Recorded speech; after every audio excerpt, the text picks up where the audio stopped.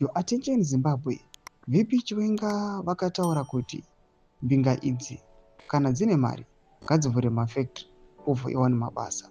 Ndisana mashoko ari kuda panguva ino achikomentwa nevanhu pamusoro paVP Constantine Chiwenga nemashoko avari kutaura panguva ino atirikuona VP Constantine Chiwenga avazi kumira panguva ino. Takaona kubva kutanga kwethis year makaona kureruro vakarivhura vachiuya nemastatements nemaphrases ekuti vana zvigananda ava widely used muZimbabwe.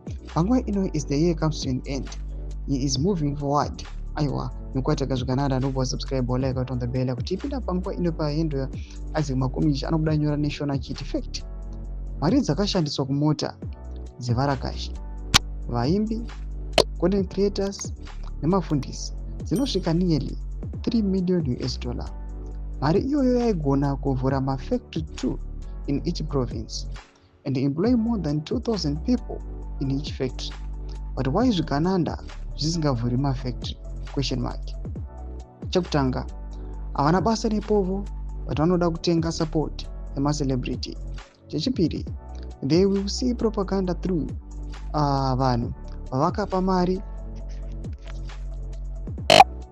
kuti vataure kuti nyika yanaka so that mafollowers anoti zvatonaka.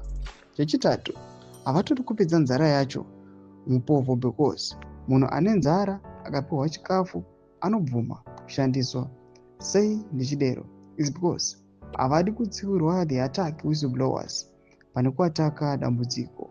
Then what's new? What's next? Panotongoda VP Chiwenga vane zvido zvevanhu pamwe kuti vapindewo 2028. Ndomashoko amudaitoka panguva ino naIsaac Makomichi.